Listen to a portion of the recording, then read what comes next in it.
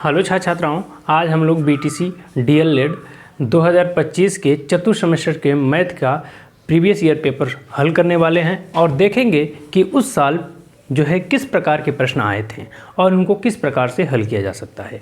देखिए, जो आप लोगों को बताएंगे वो फुल्ली डिटेल्ड है, ठीक है। ये वीडियो देखने के बाद आपको दूसरा वीडियो देखने की आवश्यकता नहीं पड़ेगी, ठीक है। तो चलिए हम लोग पहला प्रश्न देखते हैं और उसको हल करने का प्रयास करेंगे, ठीक है। यह जो है, जो हम लोग ये पेपर जो हल कर रहे हैं वो 2025 का है, ठीक है, और चतुर्थ सेमेस्टर का है, ठीक है। बस समझ में कि नहीं? तो चलिए हम लोग पहले प्रश्न को देखते हैं और उसको हल करने का प्रयास करते हैं। प्रश्न कहता है कि करणी में B/A गुणे करणी में C/B गुणे करणी में A/C का क्या करिए मान होगा। मतलब हमको क्या करना है, इसको हल करना है, इसका सरलीकरण करना है। तो चलिए हम लोग इसको, ये जो सवाल दिया है उसको हल करने का प्रयास करते हैं और उसको हल करते हैं। प्रश्न पहले उतार लेते हैं। प्रश्न दिया है B, ठीक है, B/A गुणे करणी में C/B करणी में A/C, यह प्रश्न दिया हुआ है और इसको हल करना है।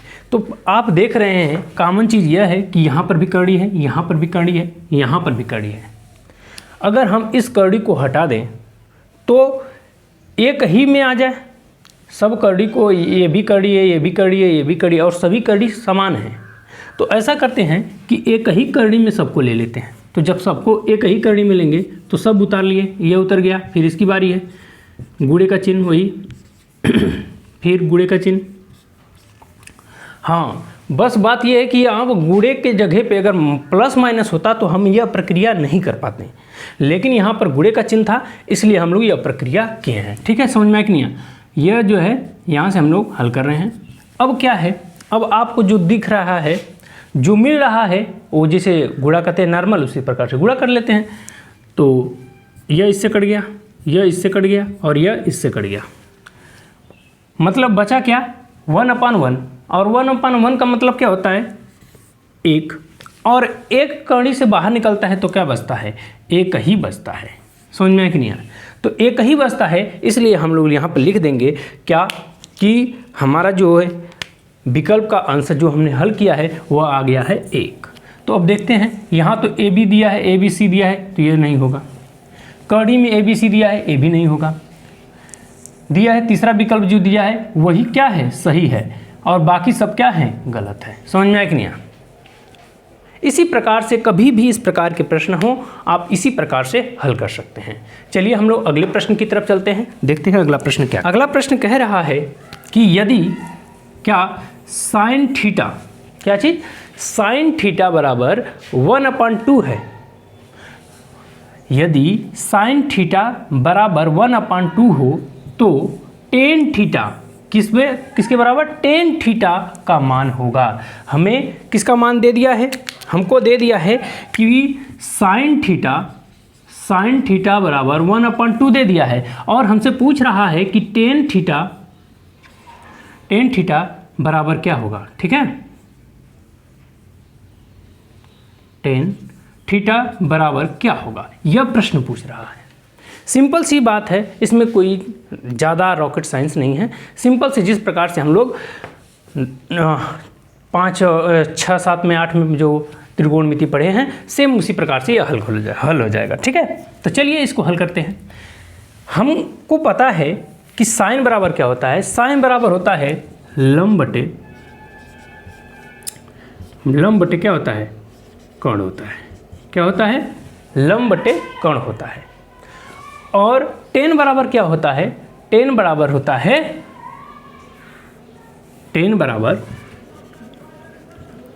टेन थीटा बराबर होता है लंब बटे आधार होता है। क्या होता है, लंब बटे आधार होता है। समझ में आया कि नहीं आया? अब एक चीज़ देखिए, यहाँ पर ये जो साइन थीटा का मान दिया है, यहाँ पर मैं लिख भी दे रहा हूँ, साइन थीटा का मान यह दिया है और इसका मान यह दिया है। अगर ये यहाँ पर कर्ण रहता तो हम तो सिंपल से लिख लेते, लेकिन यहाँ पर कर्ण दिया है, यहाँ पर आधार दिया है, तो अब हमको इसको पाइथागोरस प्रमेय से हमको आधार ज्ञात करना पड़ेगा। तो चलिए हम लोग पाइथागोरस प्रमेय से आधार ज्ञात कर लेते हैं, ठीक है। तो पाइथागोरस प्रमेय कहता है कि इनके बीच का बना कोण क्या होगा, 90 डिग्री का होगा, ठीक है, सिंपल सी बात है। ये मान लीजिए कि यह ए है और यह क्या है, बी है, और यह क्या है, सी है, और ये बन गया आपका। पता है कि जो सबसे बड़ी भुजा होती है वो क्या होती है, जिसके सामने, जो कोण के सामने 90 डिग्री के कोण के सामने वाला भुजा क्या होता है, वो क्या होता है, कर्ण होता है, ठीक है। और यह हो गया आधार, और यह क्या हो गया, लंब। समझ में आया कि नहीं? यहाँ तक समझ में?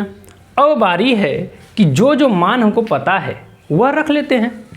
यह लंब दिया है तो लंब का मान 1 है, तो यहाँ पर क्या करेंगे, जो यहाँ पर है इसका मान हम रख दिए 1। कर्ण का मान क्या दिया है, 2 दिया है, तो हमने 2 रख दिया, और इसका मान तो पता नहीं है तो हम नहीं रखेंगे। तो चलिए पाइथागोरस प्रमेय कहता है, पाइथागोरस प्रमेय कहता है कि आधार बराबर क्या, आधार बराबर कर्णी में, आधार बराबर कर्णी में कर्ण का होल स्क्वायर माइनस लंब का होल स्क्वायर। समझ में आया कि नहीं है? यह कहता है, ठीक है। अब यहाँ पर बात करते हैं कि इसको हल करते हैं। अब यही पे मान रखेंगे और इसको हल कर लेंगे, आधार का मान ज्ञात हो जाएगा। तो कर्ण का मान हमको क्या पता है, कर्ण बराबर 2 दिया है, चलो भैया 2 हो गया, ठीक है। कर्ण बराबर क्या हो गया, 2, तो 2 का ऊपर क्या है, स्क्वायर है, तो स्क्वायर लगा दिए, और यहाँ पर माइनस लगा दिए। यहाँ पर क्या है, लंब के जगह पे क्या है, लंब के जगह पे 1 है, तो यहाँ पर लिख दिए 1 का होल स्क्वायर। अब आगे क्या करेंगे, इसका स्क्वायर करेंगे तो क्या आ गया, 2 दूना के 4, और ये क्या आ गया 1, घट गया तो क्या आ गया, कौड़ी में 3। कौड़ी में 3 का मान पॉइंट में होता है, मतलब कि दशमलव में होता है, तो इसको दशमलव में क्या रखने की जरूरत है, सिंपल सी बात है, उसी तरह रख देंगे, ठीक है। तो हमको आधार बराबर क्या हो गया, कौड़ी में 3 प्राप्त हो गया। क्या हो गया, आधार बराबर कौड़ी में 3 प्राप्त हो गया। तो अब हम क्या करते हैं कि अब इसका मान जो है, इसका मान हम इसमें रख लेते हैं, क्या, लंब। n बराबर बोला है कि लंब होता है, तो लंब का मान हमें क्या पता है, 1, तो हमने लिख दिया 1। और उसके बाद आधार बराबर क्या है, पता हो गया है, कौड़ी में 3। बस अब सिंपल सी बात है, या कौड़ी में 3 तो होगा ही नहीं, कौड़ी में 2 ये भी नहीं होगा, 1/3 ये भी नहीं होगा, ये चौथा विकल्प सही है, 1/3 होगा। समझ में आया कि नहीं है? इसी प्रकार से कभी भी यहाँ पर कॉस दे देता, कुछ भी दे देता, लेकिन आपको सेम इसी प्रकार से यही प्रक्रिया दोहराकर आपको करना है। मैं इस पे कभी इसके बाद में इस पे डिटेल्ड वीडियो बना दूंगा ताकि आप लोगों को समझने में आसानी हो। समझ में आया कि नहीं आया? चलिए हम लोग अगले प्रश्न की तरफ चलते हैं। देखें अगला प्रश्न क्या कहता है। अगला प्रश्न कह रहा है कि स्पर्श रेखा और स्पर्श बिंदु, ध्यान देना है, स्पर्श रेखा है और स्पर्श बिंदु से खींची गई त्रिज्या है कि त्रिज्या कितना कोण बनाती है। अब देखिए स्पर्श रेखा, अब मान लीजिए कोई ये है, इसको छूते हुए चली गई, ठीक है।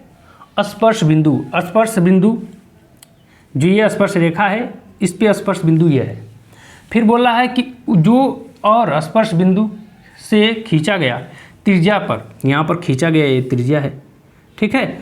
अब इस पे बना कोण क्या होगा, अरे भैया इसके बीच में बना कोण 90 डिग्री का होगा।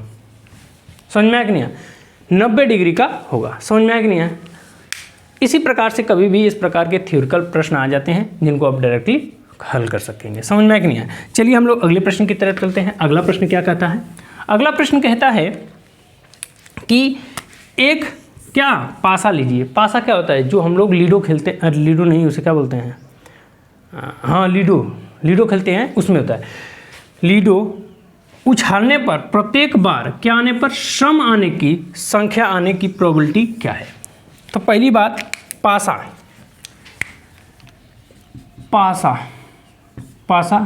में कुल संख्या।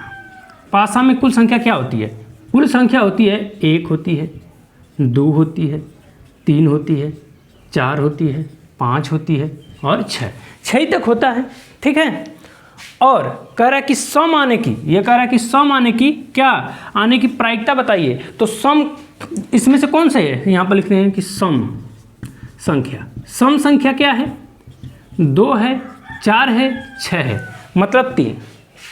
तो क्या है, हमको बोला है कि प्रायिकता ज्ञात करना है किसकी? सम आने की प्रायिकता। तो यहाँ पर लिख देंगे कि सम आने की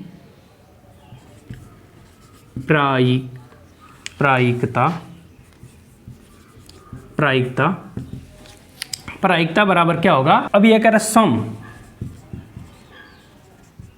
संख्या अपान कुल संख्या। ठीक है। तो अब एक बात बताइए कि जो है ये मैं सम लिखना था तो मैं सम संख्या लिख दिया हूँ सम। अब एक बात बताइए कि सम संख्या कितनी है? 1 गो, 2 गो, 3 गो। तो 3 गो है तो यहाँ पे लिखेंगे 3। कह रहे कुल संख्या कितनी है? 1 गो, 2 गो, 3 गो, 4 गो, 5 गो, 6 गो। तो यहाँ पे लिखेंगे 6।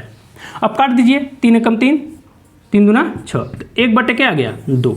1/2 संभावना है क्या आने की? सम आने की। क्या है? 1/2। तो ये वाला सही है, बाकी विकल्प क्या है? गलत है। समझ में आया कि नहीं आया? इसी प्रकार से हम लोग जो है सवाल को हल कर पाएंगे। समझ में आया कि नहीं आया? चलिए अब हम लोग अगले प्रश्न की तरफ चलते हैं, देखते हैं अगला प्रश्न क्या कहता है और उसको किस प्रकार से हल कर सकते हैं। देखिए अगला प्रश्न कह रहा है कि 0.0000008 का क्या करिए? घनमूल ज्ञात करिए। क्या करना है? घनमूल ज्ञात करना है। तो अब एक चीज़ देख लीजिए, क्या चीज़? 0.000 कट हुआ 5, 5 1 हो गया 6। ठीक। अब इतनी संख्या है, हम इस प्रकार से इसको ज्ञात कर सकते हैं।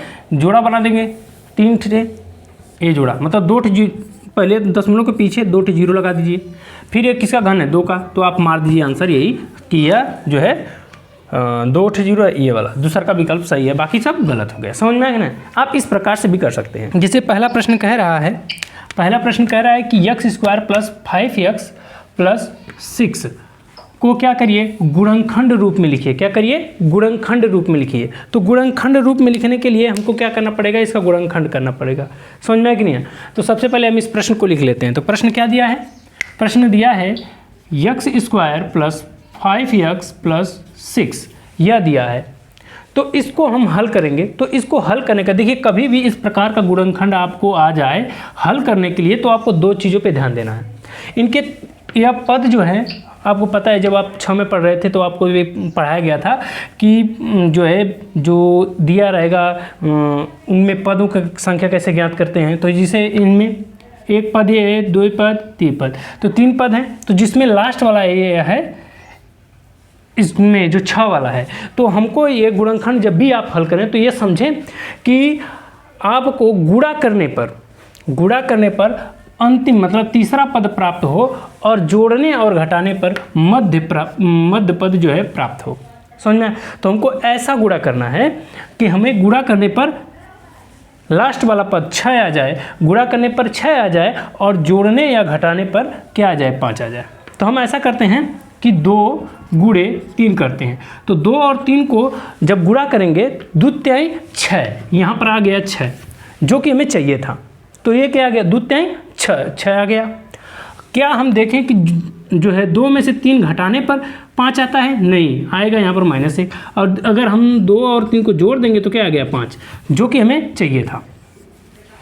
तो गुणा करने पर 6 आ गया और जोड़ने पर क्या आ गया? 5 आ गया। तो हम इन्हीं को ले लेंगे, या 2 को ले लेंगे और 3 को ले लेंगे। समझ में आया कि नहीं? तो चलिए हम लोग इसको हल करते हैं आगे। तो यहाँ से यहाँ तक उतार लेंगे। कैसे? x² लिखा है तो x² + x यहाँ पर लिख लेंगे। फिर आगे क्या है? 2 है तो यहाँ पर लिखेंगे 2 और यहाँ से x ले लिए, फिर +3, फिर x प्लस फिर यहाँ पर 6 है तो 6 लिख लेंगे। समझ में आया कि नहीं? यहाँ तक इस प्रकार से करना है। उसके बाद करेंगे यहाँ से कॉमन लेंगे। समझ में आ रहा है कि नहीं आ रहा? आ रहा है समझ में? नहीं आ रहा है?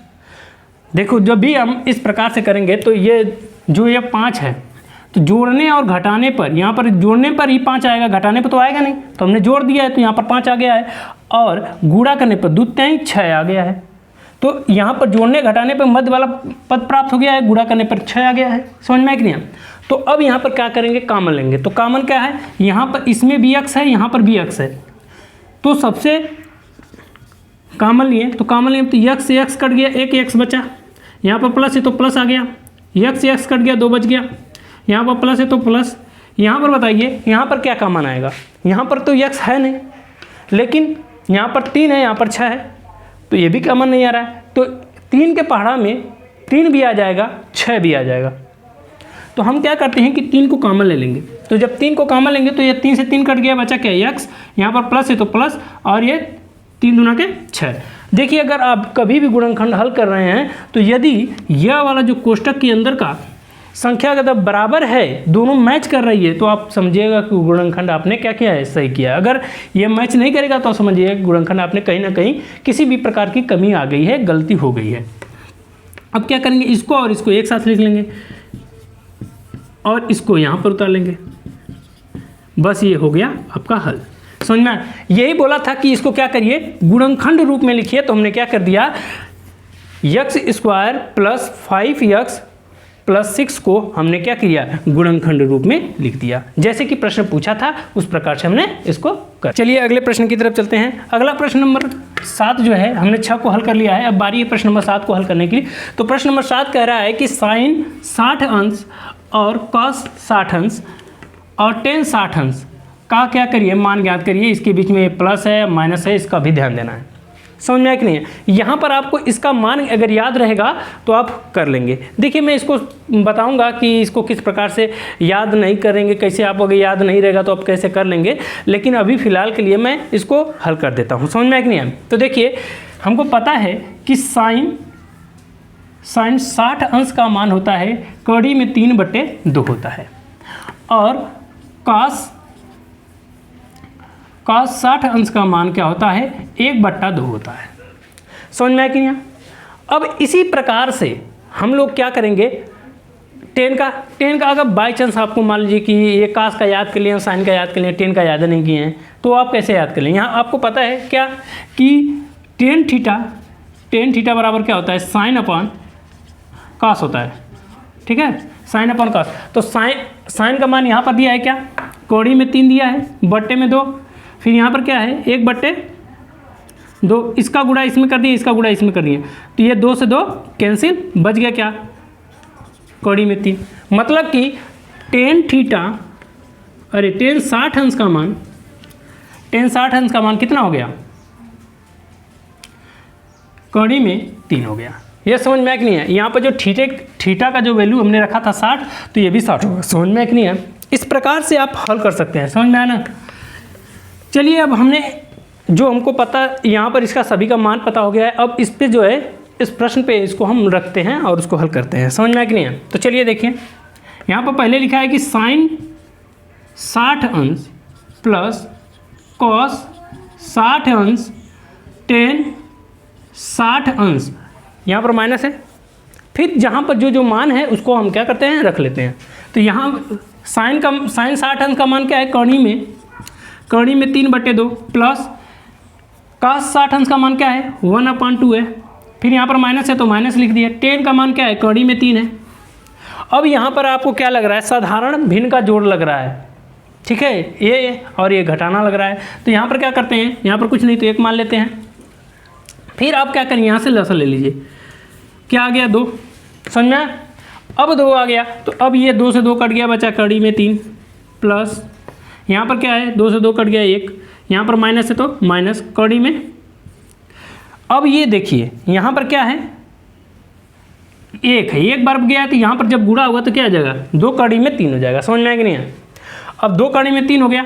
अब ये यहाँ पर क्या है, इसको आगे हल करते हैं। ये भी कड़ी में 3 है और ये भी कड़ी में 3 है। आगे यहाँ पर 2 है, यहाँ पर कुछ नहीं तो 1 है, तो तो इसको क्या कहते हैं, ये प्लस है, माइनस है और ये प्लस है, तो घटा देते हैं। तो यहाँ पर घटाने के बाद क्या बचेगा, घटाने के बाद 2 में से 1 गया तो क्या बचा, 1, कौड़ी में 3, फिर उसके बाद क्या है, आगे यहाँ पर बड़ा कौन था, माइनस है, तो माइनस, उसके आगे यहाँ पर क्या है 1, फिर बट्टे में क्या 2। चाहे इस प्रकार से लिख दीजिए या आप इसको इस प्रकार से भी लिख सकते हैं, कड़ी में 2 बट्टे 2। ये हो गया आपका आंसर। समझ में आया कि नहीं आया?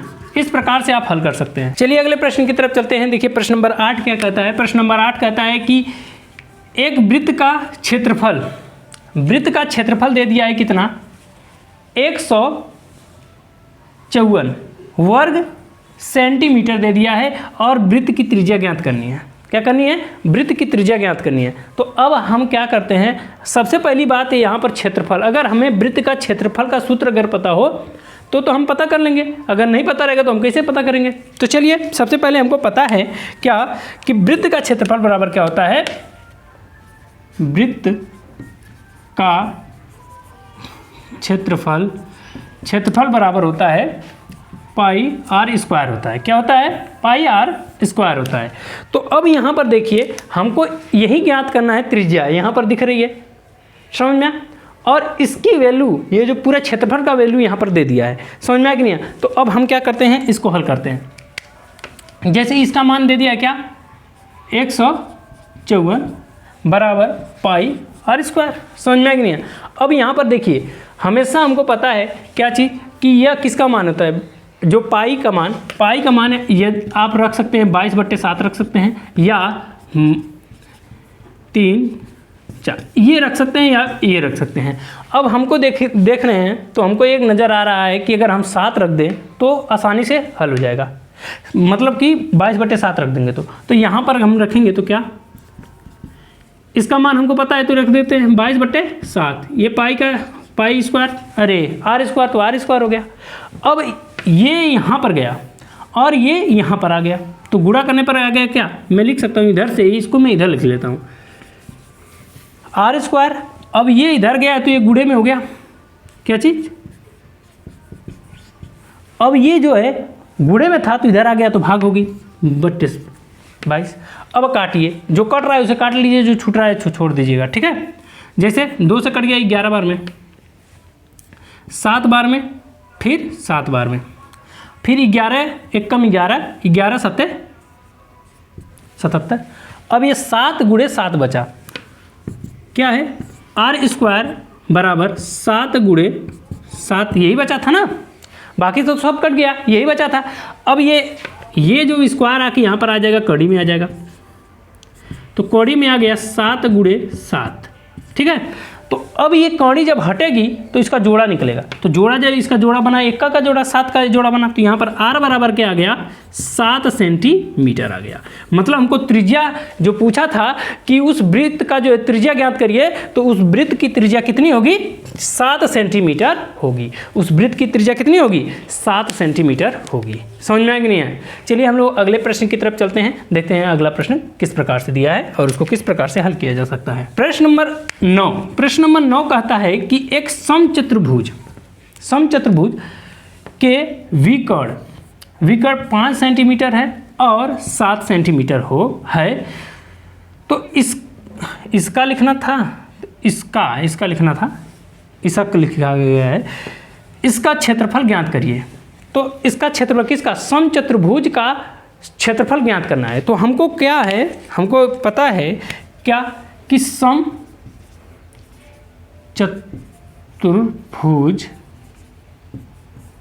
का क्षेत्रफल बराबर होता है 1/2 पहला विकर्ण गुणे दूसरा विकर्ण। यह सूत्र होता है, समझ में आ गया? अब ये सूत्र है और इस सूत्र पे हम क्या करते हैं, रख लेते हैं। अब जो मान हमको दिया है पहले उसको रख लेते हैं। तो हमारा पहला विकर्ण क्या दिया है, पहला विकर्ण क्या दिया है, d बराबर क्या दिया है 5, तो यहाँ पर लिखेंगे 5, और दूसरा विकर्ण क्या दिया है, 7 दिया है तो 7 लिख लेंगे। क्लियर, समझ में आया कि नहीं? अब हम क्या करते हैं, यह जो सूत्र दिया है उसी सूत्र पे रख देते हैं। तो चलिए हम लोग इसी सूत्र पे रख देते हैं। 1/2 पहला विकर्ण क्या है 5 है, तो यहाँ पर लिखेंगे 5। यहाँ पर क्या है दूसरा विकर्ण क्या है 7 है। यहाँ पर कुछ नहीं है तो 1 मान लीजिए, यहाँ पर कुछ नहीं तो 1 गुणा कर लीजिए, इसको गुणा करेंगे तो 35 हो गया। समझ में आ रहा है कि नहीं आ रहा है, यही ना है। अब इसका क्या करेंगे गुणा करेंगे, तो गुणा करेंगे तो क्या आ गया 35 और 7 5 35 और बट्टे 2। अब काट देंगे इसको, कितनी बार में काटा 3 1 कम 3 8 5। यह हो गया आपका क्षेत्रफल। उस विकर्ण का क्षेत्रफल समचतुर्भुज का क्षेत्रफल क्या हो गया 18.5 सेंटीमीटर होगा। समझ में आया कि नहीं आया। इस प्रकार से हम लोग क्या कर सकते हैं, समचतुर्भुज के विकर्ण से हम क्या करेंगे क्षेत्रफल ज्ञात कर लेंगे। समझ में आया कि नहीं आया। अगला प्रश्न कह रहा है कि एक शंकु कैसा होता है, ऐसा होता है शंकु की तिर्यक ऊंचाई कैसी होती है, इसको बोलते हैं तिर्यक ऊंचाई। ठीक है, तिर्यक ऊंचाई क्या दे दिया है यल बराबर 21। फिर उसके बाद तथा त्रिज्या दे दिया है, यहाँ से यहाँ तक क्या दे दिया है r बराबर क्या दे दिया है 8। तो शंकु का वक्र पृष्ठ ज्ञात करना है, शंकु का क्या करना है वक्र पृष्ठ ज्ञात करना है। तो हमको पता है कि शंकु का वक्र पृष्ठ क्षेत्रफल बराबर होता है पाई आर एल होता है। क्या होता है पाई आर एल होता है। समझ में आ कि नहीं है, ये सूत्र है। अब हम क्या करेंगे इस पे मान रख देंगे। अब सभी को पता है कि पाई का मान क्या होता है 22/7, अभी बताया हूँ इसके पहले प्रश्न में। गुणे आर का मान क्या दिया है 8, यहाँ पर लिखेंगे 8। फिर उसके बाद क्या है एल का मान क्या दिया है 21। तो अब इसको क्या करिए काट लीजिए, 7 × 21 3 बार हो गया। फिर यहाँ पर इसका गुणा करेंगे तो 24 हो गया या 22 हो गया। तो हम सिंपल से गुणा कर लेते हैं। यहाँ पर क्या चीज़ 24 × 22 कर लेंगे तो क्या आएगा 2 दूना 4। ठीक है, जोड़ देंगे। समझ में आ कि नहीं आया। तो जोड़ने पर हमारा क्या आ गया, इसका जो गुणा करने पर इसका गुणा करने पर इसका गुणा करने पर पूरे का गुणा करने पर आ गया 528। यही आपका क्या हो गया आंसर हो गया। जो उसने पूछा था कि उसका पृष्ठ क्षेत्रफल ज्ञात करिए, तो हमने पता कर लिया कि 528। देखिए प्रश्न नंबर 11 क्या कहता है, प्रश्न नंबर 11 कहता है कि 7 3 8 11 5 19 7 2 7 7 यह दिया है। कह रहा है का बहुलक ज्ञात करिए। क्या करिए बहुलक ज्ञात करिए। बहुलक का अर्थ क्या होता है, किसी संख्या का कितनी बार आना या सबसे अधिक बार आना ही क्या कहलाता है बहुलक कहलाता है। तो अब यहाँ पर सबसे पहली बात ऐसा करते हैं कि सबको आरोही क्रम में लिख लेते हैं। आरोही क्रम, सबका आरोही क्रम सबसे छोटा क्या है 5 है, अरे 3 है, 3 5। फिर इसके बाद क्या है 7 7 1 2 3 एक ठेहरू है 7। फिर इसके बाद क्या है 8 है। फिर इसके बाद 8 के बाद क्या है 11 है। फिर उसके बाद 19 है और सभी तो लिख ही दिए हैं। अरे 2 भी है, यहाँ पर 2 भी लिखना है। इस प्रकार से लिख लेंगे। फिर अब देखेंगे कि कौन सबसे बार आया अधिक बार आया है। देखिए 2 जो है एक ही बार आया है, 3 भी एक ही बार आया है, 5 भी एक ही बार आया है, 8 11 19 सभी एक बार ही आए हैं।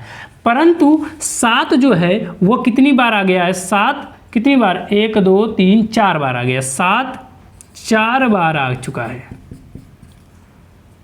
आया है। 7 जो है कितनी बार आ गया 4 बार आया है। इसलिए 7 जो है बहुलक होगा। समझ में आया कि नहीं है। 7 क्या है बहुलक होगा, क्योंकि 7 अधिक बार आया है, 4 बार आ गया है, इसलिए 7 ही क्या होगा, बहुलक होगा। समझ में आया कि नहीं आया? इस प्रकार से आप कभी भी इस प्रकार से प्रश्न आए तो आप कर सकते हैं। समझ में आया कि नहीं आया? प्रश्न नंबर 12 क्या कह रहा है? प्रश्न नंबर 12 कह रहा है कि 5 वर्ष पूर्व, क्या ध्यान देना है, 5 वर्ष पूर्व पिता एवं पुत्र की आयु का योग कितना था, 40 वर्ष था। समझ में आया कि नहीं आया? अब उनकी आयु का अनुपात कितना है, 4:1 है। पुत्र की आयु क्या है, हमको पुत्र की आयु ज्ञात करना है। तो देखिए, जब भी आपको इस प्रकार के प्रश्न आए तो आपको एक चीज़ ध्यान देना है, वह यह है कि आप कहाँ से सवाल हल कर रहे हैं। मेरे कहने का अर्थ है कि कंडीशन 2 होती है। पहला कि आपको एक जगह स्थिर होना है, कहाँ पे, वर्तमान पे, ठीक है, वर्तमान पे। वर्तमान से आप जाइएगा पास्ट में, मतलब कि भूतकाल में, भूतकाल, ठीक है। उसके बाद आप जाइएगा भविष्य में, ठीक है। अब एक चीज देखिएगा यहाँ पर, कब कहाँ जाना है। जब बोलेगा अब का मतलब है वर्तमान में, पूर्व का मतलब है भूतकाल में, ठीक है, आगे का मतलब है कि भविष्य में। तो अब आपको एक जगह स्थिर होना होगा। समझ में आया कि नहीं आया? तो कैसे स्थिर होंगे, कभी भी आप सवाल हल करिएगा तो पिता या पुत्र कभी भी किसी की आयु बोलेगा तो आप उसको वर्तमान में कंसीडर करिएगा। वर्तमान में मान लीजिएगा उसकी आयु क्या है, ठीक है। तो देखिए, मैं मान लेता हूं कि माना कि पिता की आयु x वर्ष है, ठीक है, कितना है, x वर्ष है, तथा पुत्र की आयु y वर्ष है। क्या है, y वर्ष है। यहाँ पर हमने दोनों चीज़ों की, अब हमको वर्तमान की आयु पता हो गई है। अब प्रश्न के अनुसार यहाँ पर हम लिख सकते हैं कि प्रश्नानुसार क्या बोल रहा है प्रश्न, कि 5 वर्ष पूर्व पिता एवं पुत्र की आयु का योग 40 वर्ष था। तो मैं ऐसा करता हूं कि ये जो इनकी जो पिता की आयु है x वर्ष, उसमें से 5 वर्ष में क्या करता हूं, माइनस कर लेता हूं। तो यहां पर लिखेंगे कि x - 5। फिर कह रहा है कि इनका योग करना है, तो योग मतलब जोड़ दीजिए। फिर कह रहा है पुत्र भी पीछे 5 वर्ष पहले छोटा रहा होगा ना, तो यहाँ पर लिखेंगे क्या, कि y - 5, ठीक है। फिर कह रहा है इनको जब जोड़ा गया इनके आयु को, तो जोड़ने पर क्या आ गया, 40 वर्ष आ गया। तो अब इसको पहले हम लोग हल कर लेते हैं। तो कोष्टक टूटेगा तो क्या होगा,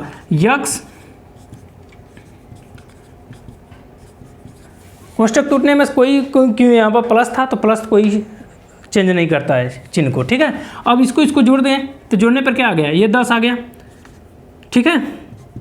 जोड़ने पर क्या आ गया, -10 x 40। अब ये 10 जो है माइनस है, तो ये अब इधर जाएगा तो क्या हो गया, प्लस हो जाएगा। तो 10 x + y बराबर 40 + 10। अब ये जुड़ जाएगा तो क्या होगा, x + y बराबर क्या हो गया, 50 हो गया। यह हमारा एक समीकरण तैयार हो गया। समझ में आया कि नहीं आया? हमें एक समीकरण प्राप्त कर लिया। अब हमको जो अगला बोल रहा है प्रश्न, उससे हम दूसरा जो है समीकरण तैयार करेंगे। क्या बोल रहा है कि अब उनकी आयु का अनुपात, अब का मतलब क्या बोला हूँ मैं, अब का मतलब वर्तमान में, और वर्तमान में उनकी आयु कितनी है, इतनी है। क्या बोल रहा है कि अब उनके आयु का अनुपात कितना है, 4:1 है। अर्थात कि अब उनकी आयु मतलब कि x अनुपाते y बराबर क्या है, 4:1। और हमको पता है कि अनुपात का मतलब क्या होता है, बटा। तो हम इस प्रकार से भी लिख सकते हैं कि x बटे y 4/1, इसका गुणा इसमें करेंगे, इसका गुणा इसमें करेंगे, तो हम क्या पाएंगे कि x बराबर 4y। यह हमारा समीकरण 2 प्राप्त हो गया। यह समीकरण हमारा 1 और यह समीकरण हमारा 2। समझ में आया कि नहीं आया? 2 समीकरण प्राप्त हो गए। अब क्या करेंगे कि जो समीकरण 2 से 2 का मान है उसमें किस में रख देंगे? 1 में। तो अब यहाँ पर हम लिख लेते हैं, यहीं पर लिख देते हैं छोटे में ही ना, इतना में आ जाएगा कि समीकरण जो है 2 का मान 1 में रखने पर, ठीक है, यहाँ पे लिख सकते हैं कि समीकरण 1 2 का मान समीकरण 1 में रखने पर। जब रखेंगे तो समीकरण 1 क्या है, इस प्रकार से है, तो हम रखेंगे तो क्या होगा? अब यक्स के जगह पे क्या रखना है?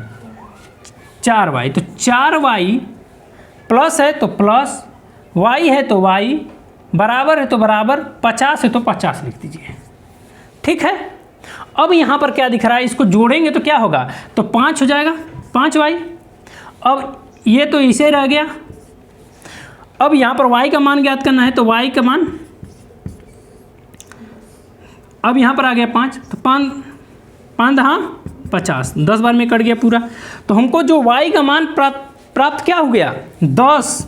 मतलब कि जो पुत्र की आयु है वह वर्तमान में पुत्र की आयु कितनी है? 10 वर्ष है। जो कि प्रश्न में पूछा था कि पुत्र की आयु कितनी है? 10।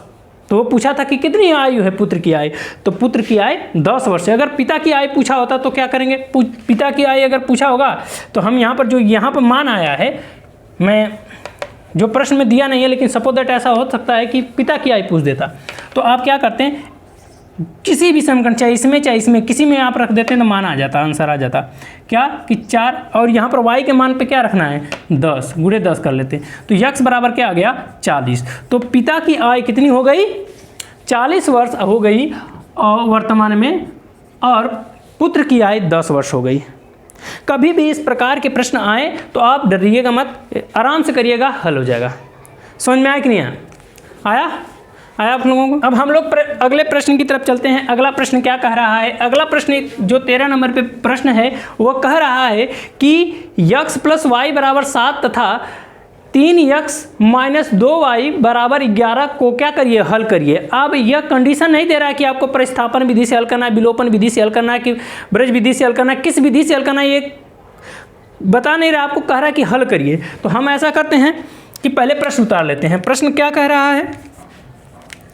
कह रहा है कि x + y = 7। ठीक है, ये पहला समीकरण हो गया। और दूसरा समीकरण क्या बोला है कि 3x 11 है, ये हो गया आपका दूसरा समीकरण। ठीक है, तो कभी भी इस प्रकार के सवाल आए तो आपको प्रतिस्थापन विधि से मैं इस सवाल को हल करवा दे रहा हूँ। ठीक है, कभी भी इस प्रकार से सवाल आए तो आप निश्चिंत होकर पहला कार्य करिएगा, 1 को उठा लीजिएगा। ठीक है, यहाँ पर लिखेंगे कि समीकरण 1 में y को प्रतिस्थापित करने पर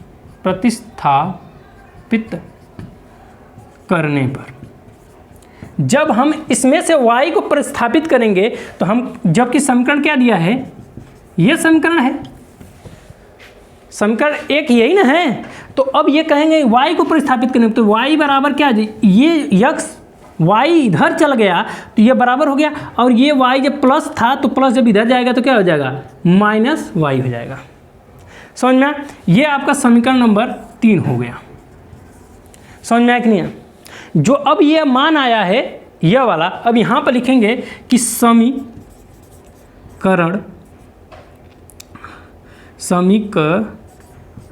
ठीक है, समीकरण क्या? 3 का मान किसमें? अब ये देखिए, पहले से निकाले हैं मान तो आपको दूसरे में रखना होगा, दूसरे से निकालेंगे तो अब पहले में रखना होगा। तो हमने पहले से निकाला है तो दूसरे में रखना होगा, तो यहाँ पर लिखेंगे 2 में क्या करने पर? रखने पर। ठीक है, समझ में आ गया? अब हमारा काम क्या है यहाँ पर? तो यहाँ पर जो पहले लिख लेता हूँ, यहाँ पर यह है सवाल आपका। ठीक है, अब एक बात बताइए, हमें x के बराबर ये प्राप्त है, तो जहाँ पर x दिखाई दे रहा है वहीं पे हम लिख देंगे 3, तो यही 3 को 3 यही तक रख देंगे। अब यहाँ पर लिखेंगे x की जगह पे क्या? 7 - y - 2y = 11। अब इसका गुणा कर देंगे तो क्या होगा, 3 सतह 21। अब यहाँ पर क्या है, 3 1 का 3 y हो गया। यहाँ पर क्या आ गया, यहाँ पर ये सभी उतर गया सेम। क्लियर, समझ में आया। अब देखिए ये इन दोनों को जोड़ देंगे तो ये भी माइनस ये भी माइनस, माइनस माइनस जुड़ जाएगा तो 3 है 3 2 5 हो जाएगा। अब 5 किस में है, माइनस में है। हम माइनस को इधर लेके जाएंगे तो प्लस में हो जाएगा, और इस 11 को प्लस में है तो प्लस जब इधर आएगा तो क्या हो जाएगा, माइनस में हो जाएगा। तो हम इस प्रकार से भी लिख सकते हैं क्या कि 5y बराबर 21 माइनस 11। तो 21 में से 11 जाएगा तो कितना बचेगा, 10 बचेगा। तो मैं यहाँ पर लिख दे रहा हूँ क्या कि 5 बराबर 21 में से 11 गया तो 10 बचा। अब y बराबर क्या आ गया, 10/5। अब ये कट गया तो y का मान आ गया कितना, 5 दूना के 10। यह आ गया आपका y का मान। क्लियर, समझ में आया कि नहीं आया। अब y का मान हमको प्राप्त हो गया, समझ में आ रहा है कि नहीं आ रहा है। अब यहाँ पर क्या करेंगे कि इस वाले यहाँ पर दिख रहा है कि नहीं, इसमें दिख रहा है, वहाँ तक यहाँ तक दिखा। अब चलिए अब हम क्या करते हैं, देखिए जगह नहीं है, मैं यहीं पे लिख दे रहा हूँ, इस सवाल को हल कर दे रहा हूँ। देखिए ये जो y है, इस y का मान आप इस पे रखो चाहे इस पे रखो, इस पे किसी पे रखोगे सेम आंसर आएगा, समझ में। मैं यहाँ पे लिख देता हूँ कि y का मान समीकरण 3 में रखने पर अब समीकरण 3 क्या कह रहा है, कह रहा है कि y बराबर 7 माइनस y, और y की जगह पे क्या रखना है, 2। तो यहाँ पर लिखें y बराबर 7 माइनस 2। समझ में आया कि नहीं है। अब ये घट गया तो y बराबर क्या आ गया, 5। तो हमें अरे यक्स के जगह पे क्या आ गया, यक्स का मान क्या आ गया, 5 आ गया। तो यहाँ पर हमको प्राप्त क्या हो गया, यक्स बराबर 5 तथा y बराबर क्या प्राप्त हो गया, 2 प्राप्त हो गया। समझ में आया कि नहीं आया। कभी भी इस प्रकार के प्रश्न आए, समझ में आया कि नहीं आया, आया है समझ में। देखिए कभी भी इस प्रकार के प्रश्न आए तो आपको इसी प्रकार से हल कर देना है। अगर उसमें बोला रहेगा प्रतिस्थापन विधि से तो सेम इसी प्रकार से हल करिएगा, विलोपन विधि से बोलेगा तो उसका अलग तरीका होता है। ठीक है, मैं कभी और बता दूंगा। तब तक हम लोग अगले प्रश्न की तरफ चलते हैं, देखते हैं अगला प्रश्न क्या कह रहा है। प्रश्न नंबर 14 कह रहा है कि 10 सेंटीमीटर त्रिज्या वाले वृत्त की जीवा। अब एक बात समझिए कि ये बोला है कि 10 सेंटीमीटर त्रिज्या, तो ये यहाँ से आप क्या करिएगा, एक हमने रेखा खींची, वो रेखा कितने की है, 10 सेंटीमीटर की है। वहाँ से हमने क्या किया, एक वृत्त बना लिया। ठीक, आगे कंडीशन क्या बोला है, कह रहा है कि वृत्त की जीवा कितनी है, 16 सेंटीमीटर। तो हमने मैं मान लिया कि यहाँ से यहाँ तक एक जीवा लिया, जीवा कितना है, 16 सेंटीमीटर की। ठीक है, फिर आगे बोला है कि केंद्र से जीवा की दूरी, हमको बोला है कि ये केंद्र है, इस केंद्र से इस जीवा की दूरी क्या है उसी को ज्ञात करना है। समझ में आया कि नहीं आया। तो अब एक बात बताइए कि यह वाली दूरी 10 सेंटीमीटर है, तो ये यहाँ से यहाँ तक ये भी तो त्रिज्या न है, तो ये भी तो 10 सेंटीमीटर होगी। समझ में आया कि नहीं आया। तो अब देखिए हमको दिख रहा है क्या कि यहाँ पर ये 90 डिग्री का कोण बन गया, तो ये 90 डिग्री के कोण के सामने वाला क्या होता है, कोण होता है। और ये क्या हो गया, आधार हो गया, और ये क्या हो गया, लंब हो गया। समझ में आया कि नहीं है। अब इसको पाइथागोरस प्रमेय से हल कर देंगे। पाइथागोरस प्रमेय कहता है कि लंब बराबर कौड़ी में कर्ण का स्क्वायर माइनस आधार का स्क्वायर। समझ में आया कि नहीं आया। तो अब यहाँ पर क्या करेंगे, लंब बराबर कर्ण बराबर कितना है, 10, तो 10 का स्क्वायर माइनस आधार के बराबर कितना दिया है, 8। अब देखिए यहाँ पर ये दूंगा 16, यहाँ से यहाँ तक की दूरी कितना है, 16, तो ये बीचवा से कटाना है, तो बीचवा से कटा है, इसलिए यहाँ से यहाँ तक की दूरी क्या हो गई, 8 हो जाएगी। समझ में आया कि नहीं आया। तो अब यहाँ पर ये हो गया 8, अब इसको करेंगे तो यह क्या हो जाएगा, 10 में 100, 8 64। अब इसको घटा देंगे तो क्या आ गया, 36 आएगा। 36 किसका वर्ग है? 6 का। तो यहाँ पर लंब बराबर क्या प्राप्त हो गया? 6 सेंटीमीटर। लंब कितना प्राप्त हो गया? 6 सेंटीमीटर। अर्थात जो है वृत्त की जो त्रिज्या है, केंद्र से जीवा की दूरी जो कितनी है? 6 सेंटीमीटर। अतः यहाँ पर लिख सकते हैं कि अतः केंद्र से जीवा की दूरी कितनी है? 6 सेंटीमीटर है।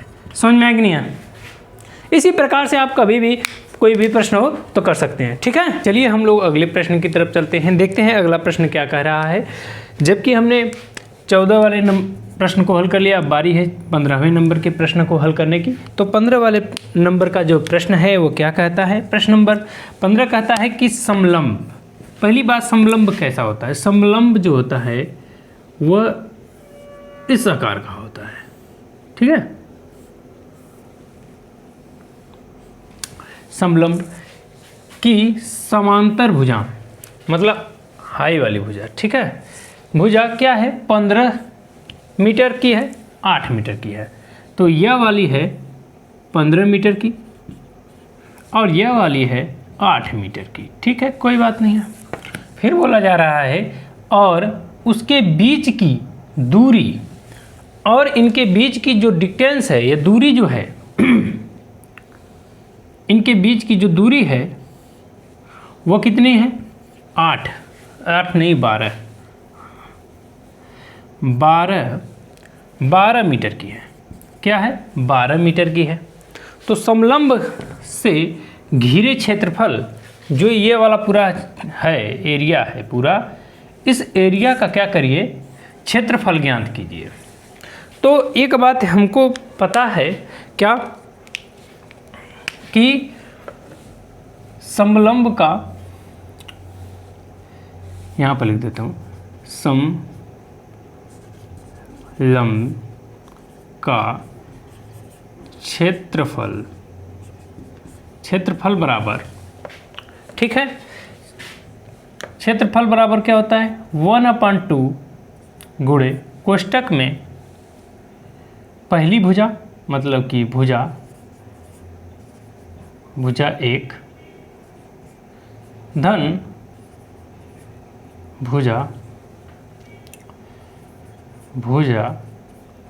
2 गुणे हाइट, मतलब ऊंचाई। ठीक है, यह होता है समलंब चतुर्भुज का सूत्र होता है। समझ में आ गया नहीं है? समलंब का जो है क्षेत्रफल का क्या होता है, ये सूत्र होता है। जबकि जो यहाँ पर चाहिए हमको क्षेत्रफल ज्ञात करने के लिए समलंब का, सारी चीज़ें दे दी गई हैं, तो हम आसानी से इसी सूत्र पर रख कर हम ज्ञात कर लेंगे।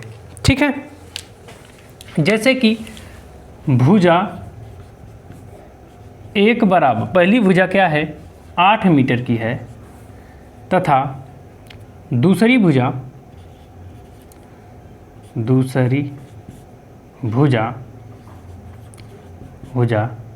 यहाँ पर ऐसे पहली लिखता हूँ ना, पहली भुजा 8 मीटर की तथा दूसरी भुजा 15 मीटर की है, तथा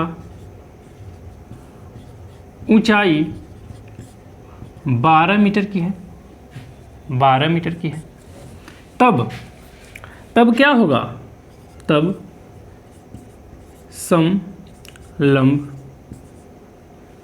समलंब से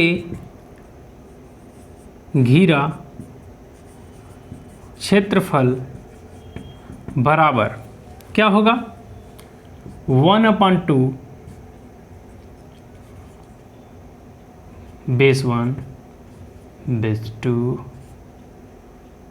गुणे हाइट। ठीक है, ये हो, और यह तो सूत्र हो गया। अब इसी सूत्र पे रख देंगे, तो 1/2 हो गया। पहली भुजा क्या है? 8 मीटर, तो यहाँ पे लिखेंगे 8 मीटर धन दूसरी भुजा क्या है? 15 मीटर, तो 15 मीटर, फिर गुणे ऊंचाई कितनी है? 12। ठीक, अब एक बात बताइए, 2 से कट गया, ये कितनी बार में? 6 बार में,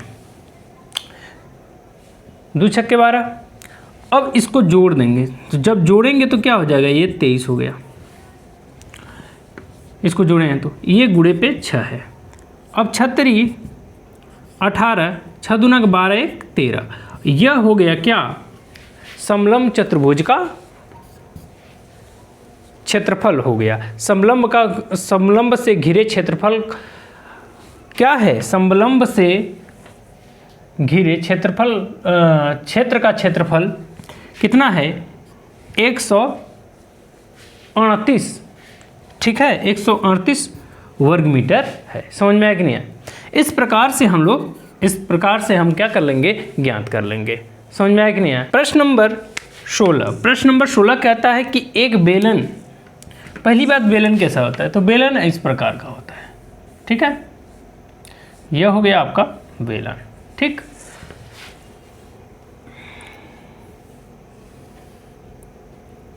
बेलन की ऊंचाई, तो इसकी ऊंचाई कितनी दे दिया है, 18 सेंटीमीटर की है, ठीक है, सेंटीमीटर, ठीक। तथा त्रिज्या कितनी दे दी है, त्रिज्या r बराबर दे दिया है 10.5 दे दिया है। अब बेलन का क्या करना है, संपूर्ण पृष्ठ क्षेत्रफल ज्ञात करना है। बेलन का क्या करना है, संपूर्ण पृष्ठ क्षेत्रफल ज्ञात करना है। तो अब हमको पता क्या है कि बेलन का संपूर्ण पृष्ठीय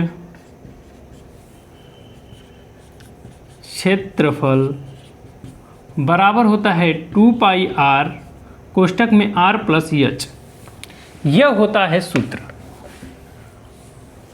किसका, बेलन का पृष्ठ क्षेत्रफल का सूत्र यह होता है।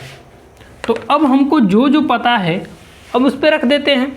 क्या पता है, 2 का मान तो 2 ये रह गया, इसका मान पाई का मान क्या होता है, पाई का मान 22/7 होता है। अब यहाँ पर गुणे r का मान क्या दिया है, 10.5। फिर आगे क्या दिया है, r का मान क्या दिया है, 10.5, ठीक है। फिर उसके बाद क्या है, धन h का मान क्या दिया है, 18। समझ में आया कि नहीं आया यहाँ तक? अब क्या करेंगे, जो कटता है उसे काट देते हैं, फिर गुणा कर लेंगे। यह कट गया, 7 एकम 7, 7 5 35, ठीक। अब इसका गुणा करेंगे, ऐसा कर यहाँ पर इस प्रकार से लिख लेते हैं, 22 गुणे 1.5 गुणे नहीं। अब इसको जोड़ देंगे तो क्या हो जाएगा, 28.5। ये गुणे का चिन्ह यहाँ पर कैसे हैं, सीधे इसको लिख देते हैं गुणा, ठीक है। अब यहाँ पर हमको इस प्रकार का दिख रहा है। हम लोग ऐसा करते हैं कि दशमलव हटा देते हैं ताकि हमको गुणा भाग करने में आसानी हो। तो यहाँ से जो दशमलव हटा 1 0 बन गया, यहाँ से दशमलव हटा 1 0 बन गया, मतलब अब कितना हो गया, 100 बट्टे में क्या हो गया, 100, ठीक है। अब काट लेते हैं, 2 से काटा कितनी बार में, एक बार में, 50 हो गया, ठीक है। अब ये 5 से काट लो, 5 3 15 हो गया, ये 10 बार में कट गया, ठीक है। अभी कट सकता है 5 से ही, अरे 2 से काट लेते हैं, 11 हो गया, ये हो गया 5, ठीक। अब 5 से काट लेते हैं, 5 एकम 5, फिर एक कितनी बार, अब 5 25, अब यहाँ पर बचा कितना, 3, तो 7। अब यहाँ पर हम 11 3 33 गुणे, समझ में आया कि नहीं है, यहाँ तक कर लिए। अब हम क्या कर लेते हैं, सिंपल सा इनका क्या कर लेते हैं, गुणा कर लेते हैं। तो गुणा करेंगे कैसे, 3 7 21, 3 7 21, 3 5 15, अब 15 2 17, फिर 17 पूरा लिखा गया। अब इसी प्रकार से यहाँ इसको एक लाइन छोड़ेंगे, फिर वही चीज़ लिख देंगे। जोड़ने पे क्या आ गया, अब इसका जब गुणा किए हैं तो हमको प्राप्त हो गया कितना, यही हो गया क्या, उस बेलन का क्या हो गया, संपूर्ण वक्र पृष्ठ क्या हो गया, संपूर्ण वक्र पृष्ठ का क्षेत्रफल 1881 हो गया। समझ में आया कि नहीं आया? चलिए हम लोग अगले प्रश्न की तरफ चलते हैं, देखते हैं अगला प्रश्न क्या कह रहा है। अगला प्रश्न कह रहा है कि किसी कक्षा में 24 छात्रों, तो लिखा गया है छात्रों की आयु वर्षों में आंकड़े में निम्नलिखित है। मतलब कि जो किसी कक्षा में आयु दिया है और छात्र की संख्या दी गई है, ठीक है, और कह रहा है कि आंकड़ों की क्या करिए, मध्यिका ज्ञात करिए। क्या करिए? मध्यिका ज्ञात करिए। ठीक है, तो देखिए मध्यिका का सूत्र क्या होता है, पहले लिख लेते हैं मध्यिका का सूत्र क्या होता है कि माध्यिका बराबर होता है n/2 वां पद प्लस n/2 + 1 वां पद अपान 2। यह होता है मध्यिका का सूत्र। ठीक है, चलते हैं हम लोग प्रश्न को देखते हैं और इस प्रश्न को यहाँ पर उतारते हैं और उसको हल करने का प्रयास करते हैं। समझ में कि नहीं? सबसे पहले यहाँ पर लिख लेते हैं आयु वर्षों में। समझ में कि नहीं? अब यहाँ पे लिखेंगे कि 12, 13, 14, 15, 16। ठीक, फिर कह रहा है कि छात्रों की संख्या, जो छात्र की कौन कौन से छात्र हैं, तो 12 वर्ष के 4 छात्र हैं, 13 वर्ष के 5 छात्र हैं, 14 वर्ष के 4 छात्र हैं और 15 वर्ष के 5 छात्र हैं और 16 वर्ष के 6 छात्र नहीं, 15 वर्ष के 6 छात्र हैं और 16 वर्ष के 5 छात्र हैं। ठीक है, समझ में आ कि नहीं? अब देखिए इस प्रकार का जब भी आपको मध्यिका ज्ञात करनी हो तो आप क्या करिए, संचयी बारंबारता ज्ञात कर लीजिए। तो संचयी यहाँ पे लिखेगा संचयी बारंबारता। ठीक है, संचयी बारंबारता ज्ञात कर लीजिए। यहाँ पर बना देता हूँ बॉक्स, एक अच्छा लगेगा। ठीक, और इसको जब आप जोड़ेंगे तो पाएंगे कितना हो जाएगा, ये है 4 संचयी बारंबारता ज्ञात करने के लिए। फिर यहाँ पर हो गया 4 में 5 जोड़ेंगे तो क्या हो जाएगा 9, और 9 में 4 जोड़ेंगे तो 13 हो गया, 13 में 6 जोड़ेंगे तो 19 हो जाएगा, और 19 में 5 जोड़ेंगे तो क्या हो जाएगा 24 हो जाएगा। अर्थात यहाँ पर जो हमें n की वैल्यू प्राप्त हो गई है, n की वैल्यू कितनी हो गई है 24 प्राप्त हो गई है। समझ में आया कि नहीं आया? अब देखिए n जो है हमको प्राप्त हो गया कितना 24, तो 24 हमारा n का मान प्राप्त हो गया। अब यहाँ पर देख रहे हैं क्या कि n जो है सम है। क्या है? n जो है जो 24 आया है, 24 क्या है सम है। तो सम के लिए यह वाला सूत्र लगा देंगे। समझ में आया कि नहीं? तो यह वाला सूत्र लगाने के लिए हम लोग क्या करेंगे, यहाँ पर सबसे पहले लिखेंगे कि माध्यिका बराबर n, यहाँ पर लिखा है n के जगह पे क्या लिखना है 24 लिखना है, 24। अब उसके बाद क्या है बटे 2 है तो 2 लिख देंगे वहाँ पद, फिर उसके बाद धन है तो धन, फिर उसके बाद लिखेंगे n के जगह पे क्या लिखना है 24 बटे 2 धन 1 वहाँ पद, बटे में क्या लिखना है 2 लिखना है। समझ में आया कि नहीं है? अब यहाँ पर देखिए ये क्या है, इसको काटेंगे तो क्या होगा, कट गया कितनी बार में 12 बार में, 12वां पद धन। अब देखिए इसको काटे तो 12, 12 1 13, 13वां पद बटे में 2। अब देखिए 12 कहाँ पर आ रहा है, तो देखिए यहाँ पर तो 4 आ रहा है, यहाँ पर 9 आ रहा है, यहाँ पर 13 आ रहा है, तो इसी पद में जो है क्या हो 12 आएगा और इसी में 13 भी आएगा। तो इसके सोझे में कौन है, यह इसके साथ है, इसकी रेखा यहाँ पर है, इसकी रेखा यहाँ तक है और इसकी इसमें है। तो 13 किससे मिल रहा है, 14 वाले से मिल रहा है। तो 13 बच्चे जो हैं, अब ये इसकी है, ये कितनी आयु की है, 14 वर्ष की। तो यहाँ पर लिखेंगे 14, ठीक है, यहाँ पर लिख दे रहा हूँ ताकि विजुअल हो। 12वां पद क्या है, 14 है, तो यहाँ पर लिखेंगे 14, ठीक है। धन 13वां भी क्या है, 14 बट्टे में 2। अब इसको जोड़ेंगे तो क्या हो जाएगा, 28 बट्टे 2, कट गया कितनी बार में, 14।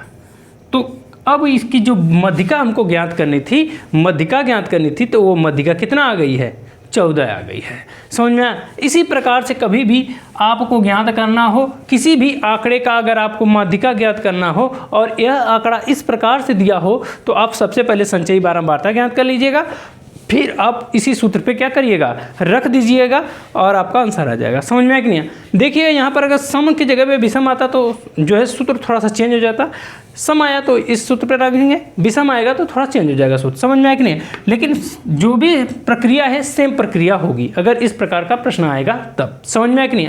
चलिए हम लोग अगले प्रश्न की तरफ चलते हैं, देखते हैं अगला प्रश्न क्या कहता है। प्रश्न नंबर 18 कह रहा है, यदि एक थैले में समान आकार की 100 गेंदों में, पहली बात है कि एक थैला है जिसमें कुल गेंदों की संख्या कितनी है, 100। तो यहाँ पर लिख देंगे कि कुल गेंदों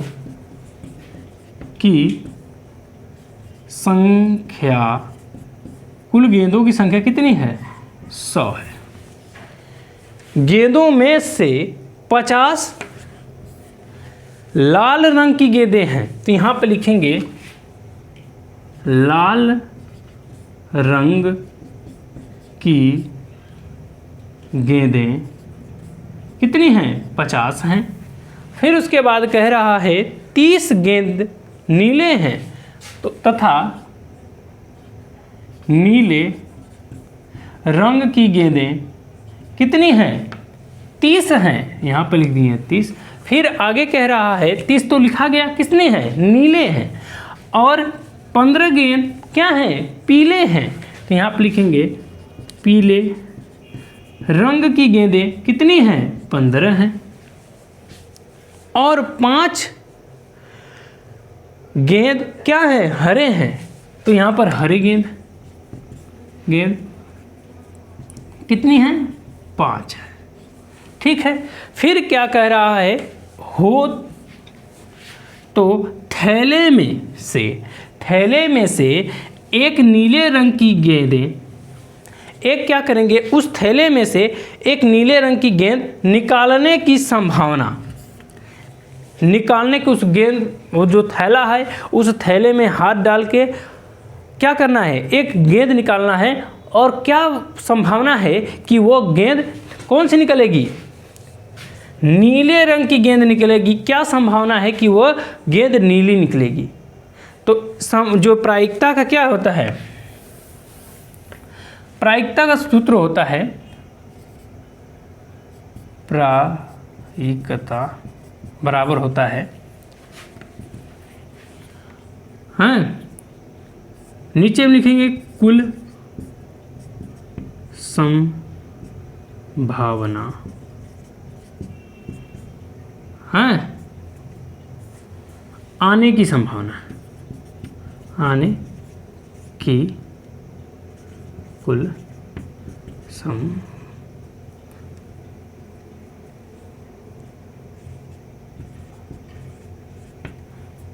हरे,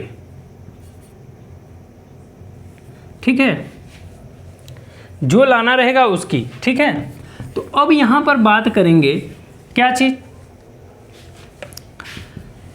कि किसको लाना है, हमें कौन सा लाना है। तो हमको नीला रंग का जो है गेंद लाने की प्रायिकता ज्ञात करनी है। तो यहाँ पर नीला रंग कितने हैं, कितनी गेंदें हैं नीले रंग की? 30 गेंदें हैं। और कुल संभावना कितनी है? कुल संभावना है 100 गेंदों की। तो यहाँ पे लिखेंगे 100, 0 से 0 कट गया, बचा क्या? 3/10। इसको हम प्रतिशत में अगर ज्ञात करें तो हम लिख सकते हैं कि 30%। तो यहाँ पर लिख सकते हैं कि कौन सी बोला है कि नीले रंग की, तो यहाँ पर लिखेंगे कि नीले रंग की गेंद आने की संभावना